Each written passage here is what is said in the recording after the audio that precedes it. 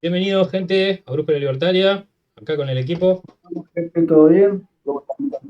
¿Qué se cuenta? Pablo y Matías nos acompañan hoy. Y bueno, está, donde quiera que esté, lo que quieras que esté haciendo, sabés lo que Brújula está acá para vos, para darte un poquito de libertad durante los 15, 20, a veces una hora, que te comentamos un poco nuestras opiniones y lo que nos cruzamos por las redes.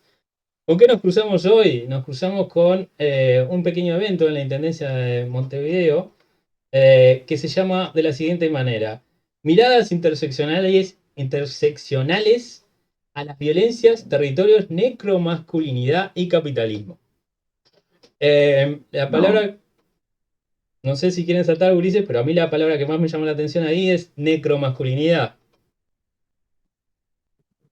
Eh, Sí, es claro. A ver, yo obviamente para participar un poco en esta oportunidad tuve que leer qué era o qué significaba, porque era un concepto que a mí en lo personal me resultaba muy extraño, ¿no? ¿Qué es esto de la necromasculinidad?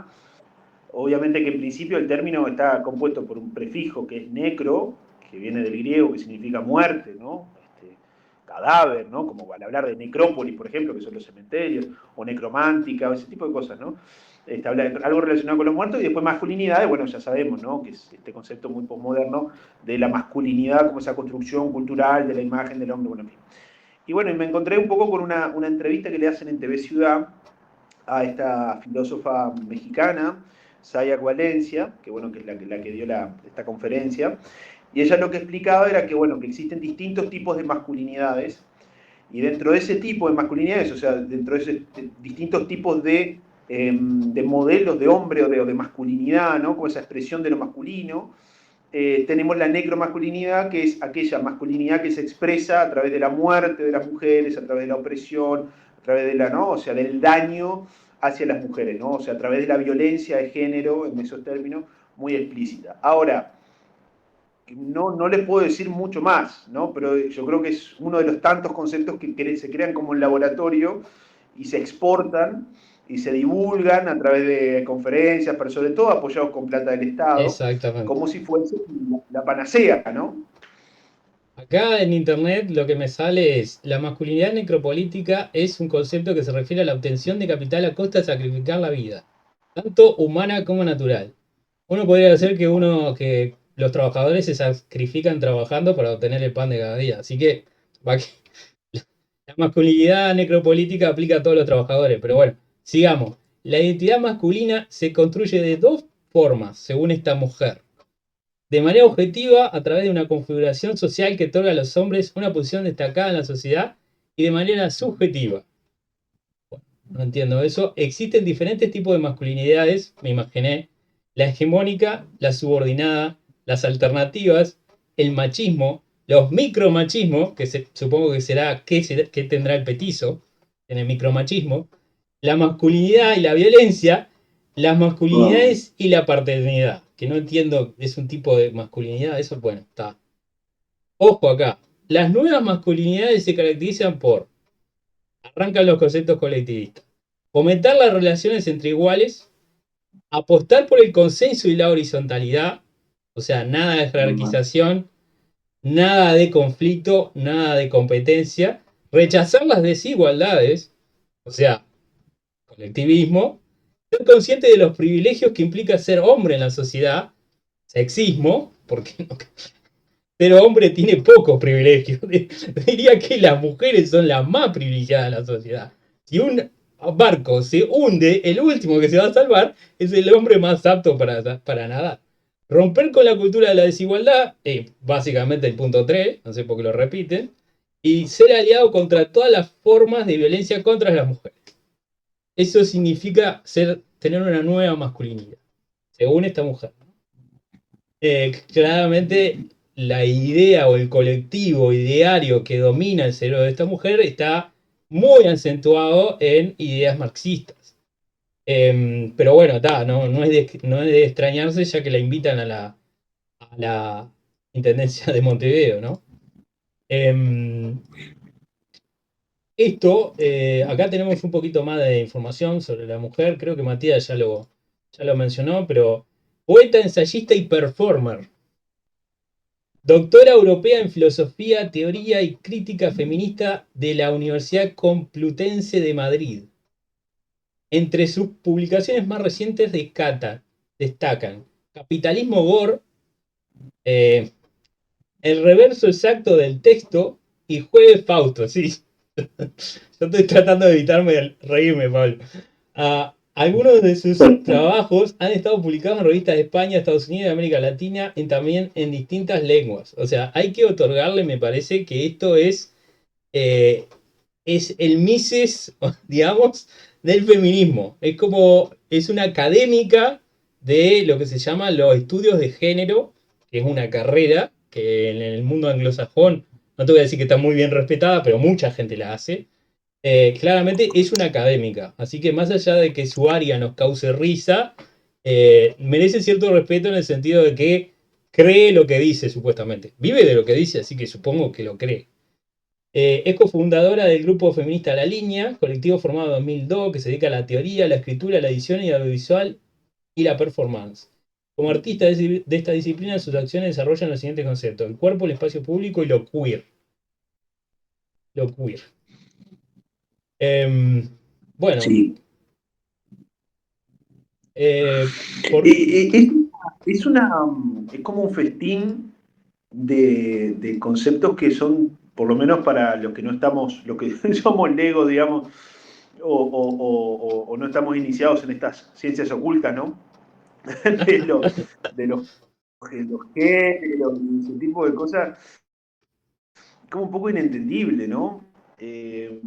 Porque, claro, yo creo que hay una cuestión ahí que es que cuando un intelectual empieza a crear conceptos, puede llegar a un nivel de abstracción, y no abstracción me refiero a, como bueno, porque por ejemplo, abstractas son las ciencias matemáticas, ¿no?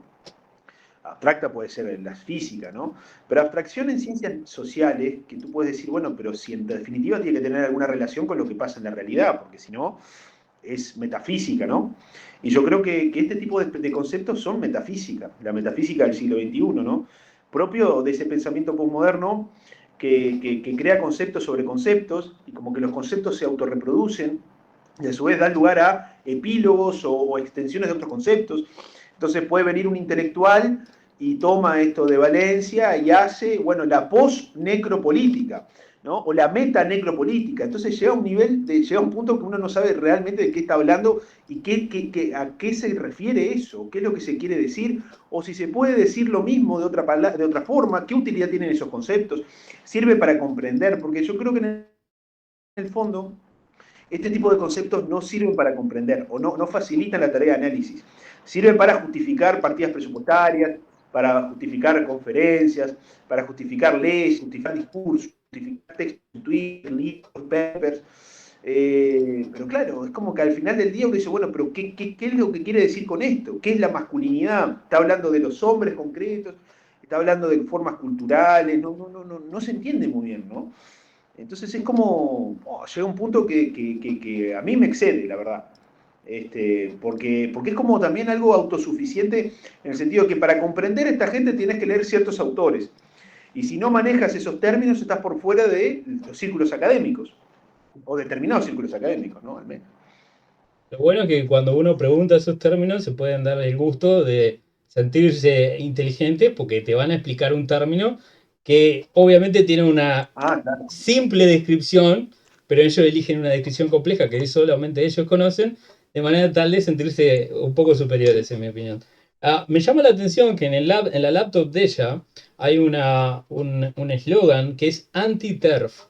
No sé si ustedes están al tanto de ese término, TERF. Ah, TERF es Trans soy. Exclusionary Radical Feminist, o una feminista radical que Sí, excluye a los trans. Y es una especie de sí, claro. división que se ha dado en el feminismo en la tercera ola con respecto a aquellas feministas o aquellos feministas que están en contra de la inclusión de los trans dentro del área de trabajo de ellos. Es decir, que aquellos hombres que hacen la transición a una mujer trans no estén acaparados dentro de las políticas de género que llevan adelante el feminismo de la tercera ola. Y notoriamente una de las feministas que más se ha vuelto TERF y que más odia a la comunidad es J.K. Rowling, la autora de los libros de Sí, Harry Potter, que al año pasado nomás salió uno de los juegos más vendidos del año, Hogwarts Legacy, que vendió 30 millones de unidades, y antes de salir el juego, solamente porque era un producto en el cual J.K. Rowling no había cobrado, o sea, no había participado en el proceso creativo, igual por eso lo prendieron fuego, de manera metafórica y en algunos casos literal. Ese es el odio que hay en contra de los TERF. Y es una guerra civil, es como los Shia y los Sunni en el Islam, digamos. O sea, dentro de ese imaginario colectivo de feminismo radical interseccionalista, existen bandos que se la dan. Y bueno, ella pertenece claramente a los anti-TERF. Y claro. otra cosa Sí, sí. que me No, llamó la no, atención y lo perdón. menciono rápido y vos seguís, que ha dado más charlas en lo que es el Centro Cultural Kirchner, y ahora le cambiaron el nombre al Palacio Libertad. No sé si lo ven acá, pero acá tuvo varias charlas. Y en el Centro Cultural Kirchner de Argentina, que ahora se llama Palacio Libertad, dio un par de conferencias. Nada, o sea, claramente del otro lado del río, ¿quién la traía? El gobierno de Alberto Fernández. Claro, no puede ser de otra manera. Pero vieron que hay algo interesante que es que este tipo de intelectuales circulan con apoyo del Estado siempre, ¿no? Es curioso. Va, curioso, yo creo que es lo más razonable, ¿no? Yo creo que ahí, o sea, no es casualidad que el Flaxo esté ahí metido en esto también, que es como, bueno, también, ¿no? Es como una especie de, bueno, de entidad académica latinoamericana, de hace estudios de posgrados que no le importa a nadie, bueno, en fin. Pero está esto, ¿no? De que viven y giran en universidades públicas, viven y sobreviven en universidades públicas, y después ganan mucho dinero con conferencias, charlas, artículos que se publican en revistas de universidades públicas. Porque, claro, en cierto sentido, y no es por despreciar, pero parece ser que estos conceptos no serían muy útiles, ¿no? El Y mercado yo no creo les que habla encuentra también utilidad. y no, y yo creo que ahí, a ver, yo creo que esto es una expresión más de un problema mucho más profundo y estructural, que es el rol que están cumpliendo las universidades y la élite académica hoy en día, ¿no? Que no producen conocimiento útil, sino que producen conceptos que sirven para, en definitiva, justificar y validar conceptos anteriores, o para, en definitiva, darle a una cierta élite intelectual un lenguaje que solo ellos pueden saber, como una especie de arcano, ¿no? De saber oculto, que solamente ellos lo pueden saber y tienen realmente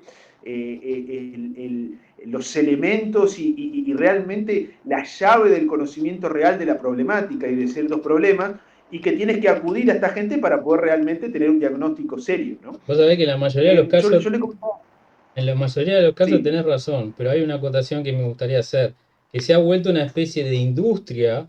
En el caso de las empresas privadas, el hecho de que están obligados a hacer lo que se vendrían a hacer trainings de micromachismo, de DEI, que es Diversity, Exclusion and Inclusion, Equity and Inclusion, perdón, que son todos temas de la interseccionalidad feminista. ¿Por qué? Porque hay fondos de inversión que se llaman a sí mismos socialmente responsables, que solamente invierten en aquellas empresas que sigan ciertas doctrinas de DEI y de feminismo. Entonces hay una especie de industria que se genera alrededor de eso. O sea, el fondo le da a la empresa un préstamo si la empresa hace esos trainings, y la empresa usa parte de ese préstamo para pagarle a estas personas para que vengan a hacer trainings en la institución. Entonces hay como una especie de círculo forzoso económico que se da entre lo que vendría a ser, en muchos casos, doctrinas mandadas o promovidas por la ONU, porque es la ONU la que informa a los fondos de inversión, y los fondos de inversión socialmente responsables son los que hacen lo que toman ese tipo de decisiones, pero terminan generando una especie de círculo vicioso para que estas personas puedan subsistir también en el ámbito privado, de manera forzosa, pero en el ámbito privado. Totalmente. Eso es muy cierto. Y yo quiero traer a colación como también para aportar algo que creo que es interesante. Yo le comentaba a Fernando antes de iniciar la columna. Hay un libro de Alain Sokal y de Jacques Bricmont, dos físicos. Sokal es estadounidense y Bricmont es belga, dos físicos. Bricmont es doctor en física, perdón, Sokal es doctor en física y Bricmont es profesor en física. O sea, dos científicos, ¿no? Que se llama Imposturas Intelectuales. Es un libro del 97, ahí tenemos la portada. Es un libro que no tiene desperdicio, generó mucha polémica. Y básicamente ellos como científicos duros, lo que hacen es de alguna manera denunciar el abuso de conceptos científicos, o sea, del uso, el abuso en el uso de conceptos científicos, como puede ser campo, como puede ser fuerza, como puede ser territorio, como puede ser, no sé, gravitación, puntos de fuga, que mucho, sobre todo el psicoanálisis lacaniano hizo, que empezaron a utilizar conceptos propios de las leyes de las ciencias naturales, aplicarlos a ciencias no naturales o ciencias sociales, por parte de una élite intelectual bastante pretenciosa, bastante arrogante, pero que como suena bonito, esa metáfora, suena complejo, suena oscuro, uno puede decir, qué interesante esto, piensan que con eso están haciendo ciencia o están creando conocimiento, ¿sí? Es un palo enorme, digamos, un misil teledirigido, ¿no? Un ataque en la línea de flotación de toda la filosofía posmoderna, con los Derrida, los Foucault, los Guattari, Jacques Deleuze, en fin, ¿no? Toda esta gente. Pero lo interesante de todo es que Sokal, en el 96, y esto es fantástico, o sea, en el libro cita un texto delirante que el propio Sokal escribe, que fue publicado en una revista estadounidense, que se llama, acá tengo el nombre, dice, La transgresión de las fronteras, hacia una hermenéutica transformativa de la gravedad cuántica. ¿Sí? Es un texto delirante que escribe Sokal, que básicamente lo que dice es que la gravedad existe porque la gente actúa como si existiera. Y que si los seres humanos nos comportáramos como si la gravedad no existiera, no existiría la gravedad. ¿No? Un texto delirante, pero que pasó un filtro académico y se publicó en la revista Social Text. ¿No? Entonces, mire, dice acá, esta es una entrada en Wikipedia, pero es fantástico. Dice, el artículo titulado, bueno, La transgresión de las fronteras hacia una hermenéutica transformativa de la gravedad cuántica, se publicó en el número primavera-verano de 1996 de Social Text y sostenía la asombrosa tesis de que la gravedad cuántica era un constructo social, ¿no? Un poco lo que les decía. Y después, ese mismo día, Sokal publica en lengua franca, en otra revista, diciendo, che, esto es todo mentira. Esto es absolutamente mentira. Y después hay otro antecedente que no es menor, que es de Isaac Asimov, ¿no? Bueno, el autor de Yo Robot, un divulgador social, y a su vez un historiador, que él publica también, creo que en la década de los 60 por ahí, un texto también absolutamente delirante, que él describía una sustancia que, por ejemplo, reaccionaba de una manera sumamente extraña con el agua, ¿no? Entonces, que de alguna manera desaparecía cuando entraba en contacto con agua. Era totalmente algo para nada probado científicamente, pero lo que quería Asimov era demostrar cómo la autoridad científica o el nombre le daba un prestigio a cualquier cosa que pudiese decir esa persona, ¿no? Y cómo en definitiva las comunidades académicas y las revistas científicas terminaban como no teniendo un filtro, porque bueno, si lo escribía Asimov debe ser cierto, ¿no?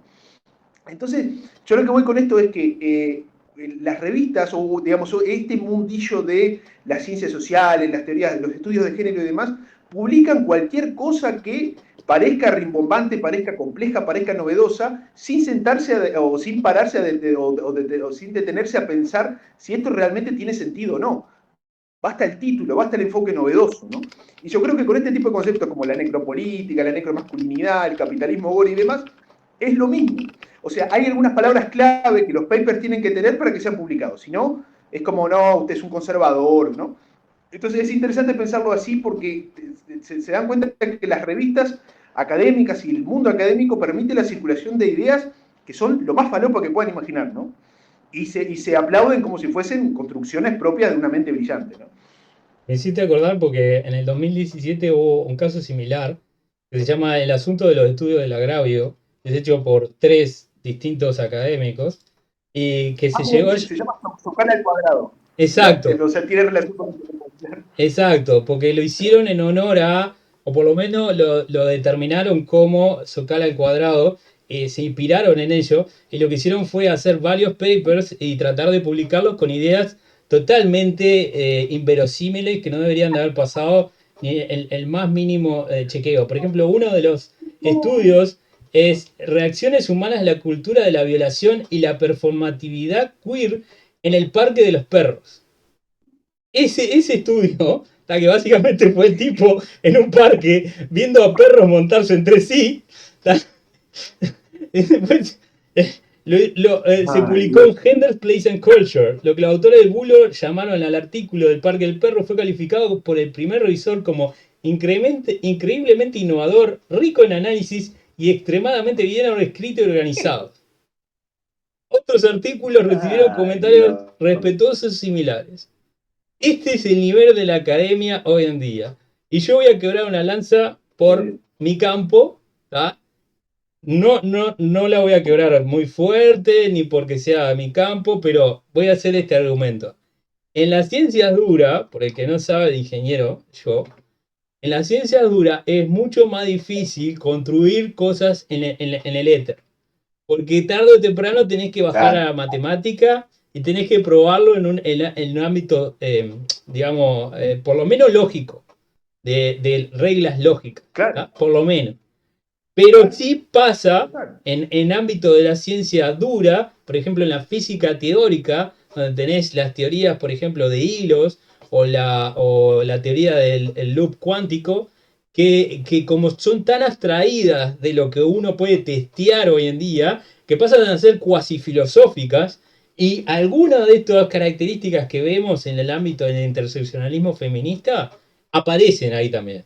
Así que no es un problema que sea intrínsecamente exclusivo a las ciencias soft o ciencias humanas. Pasa en Lo que pasa general. ahí cuando, yo creo que sí, obviamente, sin entrar en la disciplina de la ciencia dura, que obviamente yo soy del palo de las ciencias sociales, digamos, o de las humanidades, pero por ahí yo entiendo que la física teórica puede llegar a estas teorías, pero que son especulativas como también para intentar dar explicaciones a fenómenos que son muy difíciles de comprender. Pero mientras se las pongan como tesis provisorias o como posibles explicaciones, bueno, siempre sometidas a debate, bueno, vaya y pase, ¿no? Como Sí. todo, siempre, digamos, lo que la historia de la filosofía de la ciencia, ¿no? Toda esta cuestión de las revoluciones científicas, los paradigmas, ¿no? Esto de Tom Kuhn, ¿no? De las revoluciones científicas, cambio de paradigma. Bueno, a veces, obviamente, para cambiar de un paradigma científico a otro es necesario hacer como teorías muy locas, que después se pueden corroborar o no, o que desde el paradigma de la ciencia dominante o del paradigma dominante puede parecer totalmente delirante. Por ejemplo, que el Sol, que la Tierra gira alrededor del Sol, ¿no? Para la teoría geocéntrica, eso era una locura. Lo de Copérnico era una locura, lo de Galileo era una locura. ¿No? Pero después, obviamente, se rompió el paradigma, se cambió a un paradigma, digamos, heliocéntrico y tenía total sentido. Eso es propio de la base de la ciencia, ¿no? Que obviamente algunas tesis nos parecen delirantes por los marcos del paradigma propio de la ciencia de ese momento. Pero esto es otra cosa. Esto realmente es una construcción propia de intelectuales de las ciencias humanas que realmente están compitiendo para ver quién propone el artículo más novedoso, el artículo más arriesgado, el artículo que juegue conceptos cada vez más abstractos, ¿no? Y está esta lógica de, en vez de intentar describir o aportar conocimiento, hay que crear conceptos, ¿no? Que los conceptos valen por sí mismos, ¿no? Entonces, porque por ejemplo, no sé, un concepto que nos toca muy de cerca a nosotros, el concepto de neoliberalismo, ¿no? Es un concepto que la izquierda lo repite, lo repite, lo repite, lo repite, y cuando uno les pregunta, bueno, pero ¿qué quieren decir? Porque liberalismo, vos podés tener liberalismo clásico, minarquismo, liberalismo de derecha, de izquierda, lo que quieras, pero esto es de neoliberalismo, ¿qué es lo nuevo? Porque meten prefijos y sufijos a mansalva, y cuando les pones contra la cuerda dicen, bueno, pero en realidad está todo bien, perfecto, pero en el fondo, ¿usted qué quiere decir? Y ahí empiezan, bueno, no, que sí, que esto, que lo otro, y en el fondo lo que terminas viendo es que estos conceptos no sirven para explicar nada, sino que sirven para validar a los miembros de una élite intelectual, que los usa para decir, ¿Eh? vieron, qué avanzado que estoy empapado con lo último de la literatura. ¿Sabés lo que Y es para que el sí, hacer papers neoliberalismo? y publicar. Es el saludo nazi para los comunistas. Es Ave Marx. Claro, Es eso. Es la manera de Sí, identificarse sí, entre sí. ellos. Es como los pájaros reales cuando se quieren aparear y levantan la cola y la abren. Bueno, Es eso. exacto. Es como, exacto, pero es como una especie de rito iniciático que para entrar en ese círculo tenés que saber qué son las necromasculinidades, si no, no, está afuera, ¿no? Exacto. Entonces, bueno, es como, al final, o sea, está todo bien, viva la cara de Valencia, yo obviamente lejos de estar de tener algún encono personal. El problema es que acá hay dinero público. O sea, acá se financian con plata de los contribuyentes este tipo de instancias que no le cambian la vida a nadie, ni le mejoran la vida a nadie, ¿no? Y un poco lo que decía Pablo da Silveira, que claro, imagínense 5 años con un lenguaje de esto, ¿no? Hablando de conceptos que tú dices, bueno, pero ¿qué están queriendo decir, no? Necropolítica y esto, ¿no? Entonces ahí tenemos lo que decía Silveira, ¿no? Se imaginan 5 años de comunicación oficial en este idioma, y Florencia Tori, ¿no? Que es como la madre del borrego, ¿no? Que es, creo que secretaria de Género y Diversidad. Sí, de la Va de Intendencia suyo, Interior. primero, ¿qué hace una intendencia con una secretaría de este tipo, no? Es como, Totalmente en ¿qué contra. Traer, aporta? traer Y bueno, esta de ahí gente para hablar bobada. Eso es lo que hace esa oficina de género. Organizar estas cosas, que no. pero después hay gente que se sorprende por qué ganó Donald Trump. O por qué ganó Milley. Pero ¿cómo no va a ganar? Si están hablando en este idioma, en La esto que gente se no, da no se cuenta. entiende. Pero piensan que la Está gente es viendo una idiota, que la reacción. gente... Yo creo que está ¿Eh? viendo una reacción. Lo ves en diferentes lugares. La gente lo puede ver hasta en las redes sociales. La cantidad de gente que está levantando, moviéndose en las redes, levantando su voz, diciendo: esto no va conmigo. Denunciándolo, digamos, de diferentes maneras, ¿no? Pero pasa en España, pasa que esto todo, lo que es habla hispana, todos empezó en España, con los movimientos feministas, y después siguió por toda América. Llegó a Argentina y de Argentina pega el saltito para acá. Siempre pasa lo mismo. Pero a mí Sí. me gustaría saber cuánto cobra esta mujer por dar la charla esa que pagan todos los contribuyentes de Montevideo, ¿no? Y debe Ese cobrar es el cinco tema. mil dólares. Supongo que se le debe pagar todo, ¿no? Estadía y quién sabe qué más. Claro, pero el tema es que, a ver, pero si traes a un biólogo marino que te va a explicar, no sé, sobre la vida de las especies en el río de la Plata, entonces, bueno, está, pero por lo menos conocemos un poco más de nuestro clima, nuestra geografía. Vaya y pase. Porque traen. Ahora, esta mujer, ¿en qué se especializó? Creo que filósofa, bueno, pero eso es como medio que no es mucha cosa, ¿no? Porque bueno, sí, es una filósofa especializada en un nicho que ellos mismos crearon para generar su propio negocio, ¿no? Entonces es como un poco también desgastante y en definitiva, hasta que yo creo que en parte creo que lo están viendo, espero, porque en realidad la victoria de Trump es también una derrota de esa élite universitaria totalmente desquiciada, pero totalmente desquiciada, que estaban haciendo de las universidades una especie de soviet en donde decir que uno, no sé, por ejemplo, qué sé yo, bueno, Decir que se los llegó a ver, hombres creo que en son Estados Unidos, estadísticamente más altos que las mujeres ya es algo bueno, que califica lo suficiente como para, primero, de que se ofenda a la mitad de la clase, de que el profesor te tenga que pedir que te retires para poder continuar, a que te cancelen en línea, ¿entendés? Hablar de cualquier diferencia estadística entre distintos grupos, ya sea por sexo, por cultura, o por religión, o por el que sea, es causa suficiente para que te echen de la clase. Y si no te echan de la universidad. Estamos a ese nivel. O sea, las futuras mentes que van a conducir los países más poderosos de Occidente no son capaces de tolerar una opinión o planteo de una opinión que difiera de la que ellos ya tienen. Entonces, un lugar como bueno, la academia, como la facultad, la universidad, donde uno supuestamente tiene que estar expuesto a distintas ideas y debatir y confrontar y de ahí resolver la verdad, digo, nos augura un futuro tenebroso. no. Miren, ahora estaba, porque yo recordaba esta noticia, que es de mediados del año pasado, que dice, profesor de biología es despedido en Estados Unidos, en Texas, ¿no? es despedido por enseñar que el sexo se determina por los cromosomas X e Y. Una cosa increíble.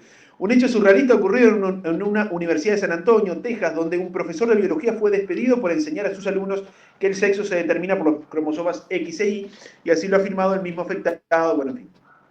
Entonces, estamos hablando de que la universidad ahora, en vez de enseñar conocimientos básicos, está creando este tipo de falopa intelectual, ¿no? Este tipo de cosas que no te sirven para nada, absolutamente. Yo lo vi ese Así que caso bueno, creo que... y una de las cosas que más me llamó la atención de que el profesor no lo dijo de mala manera. No fue que le dijo, usted manga de comunistas de mierda. No, era tipo, pará, vamos a sentarnos, vamos a hablar. Y venían los estudiantes y le gritaban en la cara. Una falta de respeto total, aparte a la figura del profesor. Pero independientemente de eso, quiere decir que no importa cómo vos se los digas, los tipos lo van a tomar a mal. Perdón, Pablo. No, pero ahí, hablando de estas, porque esto surge del centro educativo, toda esta, esta idiocracia, como la película, aquella idiocracia, ¿se acuerdan? Les recomiendo que la vean, brujuleros. En Argentina, se van a quedar de espaldas, porque bueno, Argentina es como una gran bolsa que tiene toda esta cosa rara, ¿no? Que estamos viendo. Hicieron un estudio, unos académicos ahí, de una universidad de estas, gastaron no sé cuánta guita porque se pensaba, estaban hablando de los presupuestos. Y uno de los presupuestos era para un estudio que estaban tratando de analizar, y no sé cómo era ese estudio, que tenía que ver con el ano de Batman. Ah, eso fue en el CONICET, me parece, Sí, Pablo. fue uno de los Creo. ejemplos del CONICET. Pero digo, una cosa, gastaron plata, o sea, no tiene sentido eso, ¿me entiendes? Por eso. Yo creo que todo esto que vos decís, Pablo, es así.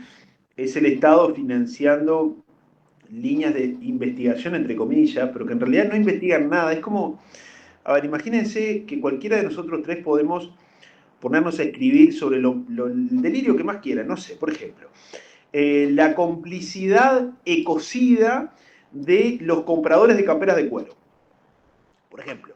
Entonces yo acá puedo hacer un análisis muy detallado de cómo si vos te compras una campera de cuero estás siendo cómplice del ecocidio. ¿Qué es el ecocidio? Bueno, vaya uno a saber, es un concepto que al parecer es como una especie de genocidio del ecosistema. Entonces yo te estoy dando razones sumamente sesudas, sumamente profundas de por qué los que compran camperas de cuero están siendo cómplices del desastre medioambiental.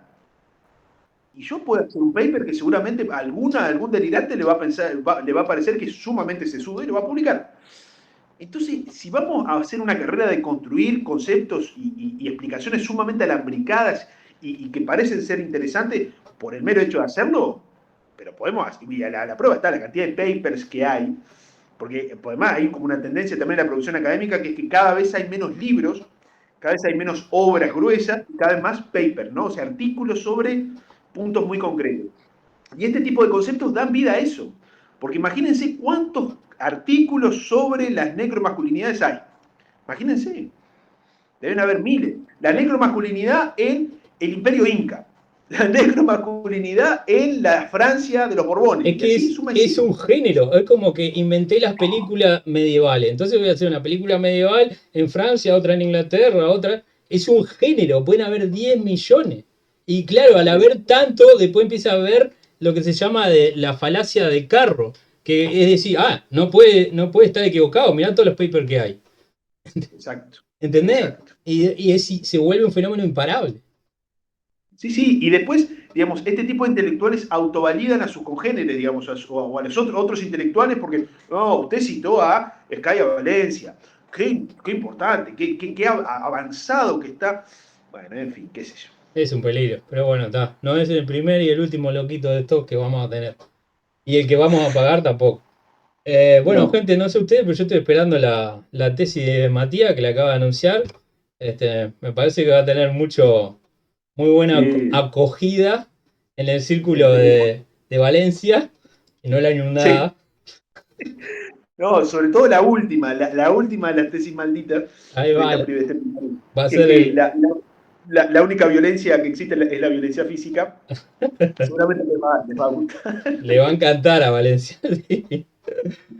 Bueno, hasta acá llegamos. La libertad sigue. Salma también, lamentablemente. Nos estamos viendo. Denle like, suscríbanse. Vamos arriba, que Brújula va a llegar. Hasta Arriba, siempre. gente. Chau, chau. Un abrazo grande. Chao, chao.